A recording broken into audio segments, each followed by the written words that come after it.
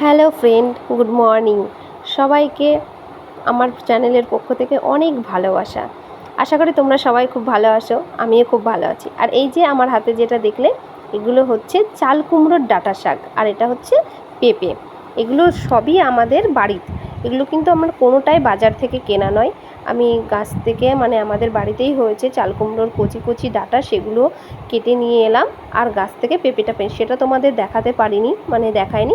তারপর নেক্সট ভিডিওতে যদি এরকম ধরনের কোনো সুযোগ হয় তাহলে অবশ্যই দেখাবো। আর এই দেখো চাল কুমড়োর কচি ডাঁটার শাকগুলো আমি এইভাবে ছোট ছোট করে কেটে নিই। এমনি নর্মালি তোমরা ডাঁটা যেভাবে কাটো তার থেকে একটু ছোট সাইজের কাটবে, ঠিক আছে? ছোট ছোট করে কেটে নিয়েছি। আর পাতাগুলো একটা একটা করে ঝেড়ে, পাতাতে কী বলো তো, চাল কুমড়োর পাতাতে সবুজ সবুজ পোকা থাকে, এই জন্য আমি চাল কুমড়োর পাতাগুলো ভালো করে ঝেড়ে পুরো টোটালি যতগুলি পাতা ছিল সবগুলি কেটে দেখো একটু মোটা মোটা, একদম কুচি কুচি করে কাটছি না, একটু মোটা মোটা করে কেটে এর মধ্যে নিয়ে নেব। কারণ আমি যে রেসিপিটা করছি সেটার জন্য শাকগুলো একটু মোটা মোটা করে কাটলেই ভালো হয়, না হলে কুচি কুচি করে কাটলে শাকগুলো পুরো ডাঁটার তরকারির সঙ্গে পাকিয়ে যায়। এই জন্য একটু মোটা মোটা করে বাঁধলে ভাতের সঙ্গে মাখিয়ে খেতে একটু শাক শাক ব্যাপারটা থাকে, তো ভালো লাগে। তো এই দেখো আমি এইভাবে কেটে নিয়েছি। তো অনেকগুলি হয়েছিল। আর এটা এত ভালো খেতে হয় না, অল্পতে মন ভরে না, মনে হয় একটু বেশি হলে ভালো হয়। আর এগুলো ছিল আমাদের গাছেরই পেঁপে। আর পেঁপেগুলো এই রকম শেপ দিয়ে কেটে নিয়েছিলাম, এই দেখো পাতলা পাতলা করে একটু লম্বা লম্বা করে এই শেপটাতেই কেটেছিলাম। তোমরা চাইলে তোমাদের ইচ্ছা মতো যে কোনো শেপ দিতে পারো। আর এখানে ছিল লঙ্কা চেরা, আর এখানে ছিল রসুন বেছে এটা ছেঁচে নেওয়া, ঠিক আছে? আমরা যেহেতু এই শাকটা প্রচণ্ড ঝাল ঝাল খেতে ভালোবাসি, এই জন্য আমি একটু বেশি পরিমাণে লঙ্কা চিড়ে নিয়েছিলাম, পুরোটাই কাঁচা লঙ্কা। তোমরা চাইলে শুকনো লঙ্কাও ব্যবহার করতে পারো ফোড়নে, কিন্তু আমরা বাড়িতে বেশিরভাগই কাঁচা লঙ্কা খাই, এই জন্য আমি কাঁচা লঙ্কাটাই চিড়ে নিয়েছিলাম। আর আমরা লঙ্কাটা একটু বেশি খাই, ঝাল ঝাল পছন্দ করি, তাই তোমরা চাইলে একটু কম ঝাল দিয়েও খেতে পারো, যে যেমন ঝাল পছন্দ করো সে তেমন দেবে।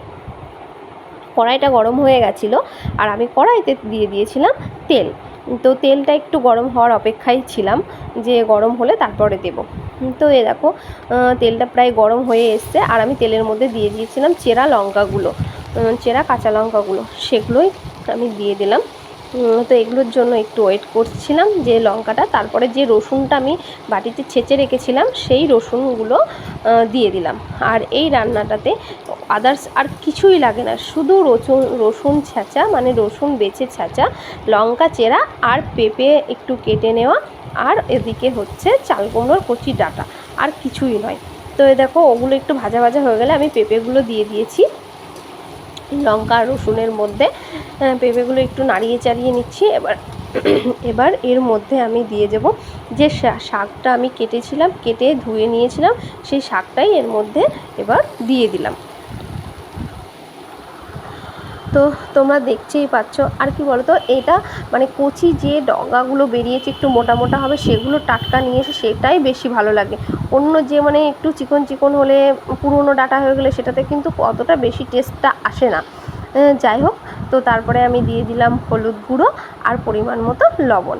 এবার আমি এটাকে একটু ভালো করে একটু নাড়িয়ে চাড়িয়ে নেব, একটু যেরকম পরিমাণে। আমার তো একটু শাকটা বেশি ছিল, এই জন্য কড়াইটা পুরোটাই প্রায় ভরে গেছিলো। এবার একটু নাড়িয়ে চাড়িয়ে নিলাম, নাড়িয়ে চাড়িয়ে নিয়ে এবার কিছুক্ষণের জন্য মিনিট 15 না, 10 মিনিটের জন্য তোমরা একটু ঢাকা দেবে। আর কোনো জল ব্যবহার হবে না রান্নাটাতে, কারণ এই শাক থেকে যে জলটা বেরোবে তাতেই রান্নাটা হয়ে যাবে। কারণ জল দিলে ব্যাপারটা একটু প্যাচপ্যাচে হয়ে যাবে, বুঝেছো? যে শাক শাক ব্যাপারটা সেটা আর থাকবে না, এই জন্য আমি তো জল দিই না। তোমরাও চেষ্টা করবে জলটা না দেওয়ার। তো এই দেখেছো শাক থেকে যে পরিমাণে, তোমরা কড়াইতে দেখতেই পারছো কতটা জল উঠেছে, শাকের যে জলটা তাতেই রান্নাটা পুরোটা কমপ্লিট হয়ে যাবে। ডাঁটা, শাক, তারপর পেঁপে পুরোটাই সিদ্ধ হয়ে যাবে, আদার্স কোনো জলের প্রয়োজন হয় না। আর এই দেখো কমে কতটা অল্প হয়ে গেছে, দেখতেই পাচ্ছ তোমরা কড়াইতে। তো আমার শাকটা পুরো নরমই হয়ে এসেছে প্রায় শেষের দিকে। আর আমি একটু দেখছিলাম যে পেঁপেটা সিদ্ধ হয়েছে, তো দেখলাম না পেঁপেটা এখনও সিদ্ধ হয়নি, তার আরও কিছুটা সময় এটাকে ঢাকা দিয়ে রাখতে হবে। তো তারপরে আমি আরও কিছুটা সময়ের জন্য ঢাকা দিয়ে দিলাম। তারপর কিছুটা সময় পর ঢাকনাটা খুলে নিলাম। তো দেখো এবার পুরো নরম হয়ে গেছে। আর ঢাকনাটা খুলে দিয়ে দিলাম সামান্য একটু চিনি, কারণ কি বলো তো, চাল কুমড়ো শাকটা একটু তিতকুটে ভাবটা থাকে, এই জন্য সামান্য একটু চিনি দিলে টেস্টটা খুব সুন্দর আসে। এই জন্য সামান্য একটু চিনি দিয়ে ভালো করে নাড়িয়ে নামিয়ে নিয়েছি। তো দেখতেই পাচ্ছ খুব সুন্দর দেখতে হয়েছিল। তারপর আমি সকালের গরম গরম ভাতে নিয়ে বসে গেছিলাম।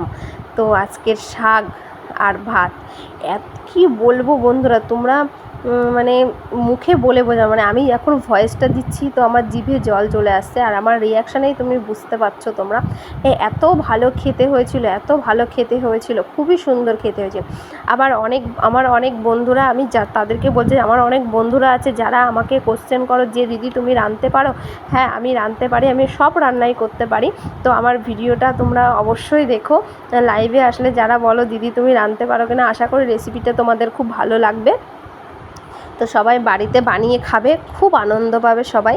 তো আজকের ভিডিওটা এই পর্যন্ত। সবাই ভালো থাকবে, সুস্থ থাকবে।